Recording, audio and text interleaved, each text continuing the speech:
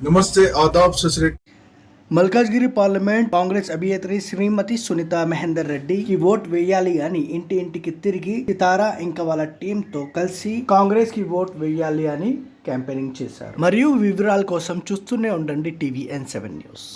ఓహో ఇంద్రవెల్లి కొండల్లో దండు బుట్టిల్లో వస్తవా తమ్ముడా వెలితాగిరి జనగన్నల దండోరా బ్రోగే వస్తవా సెల్లవా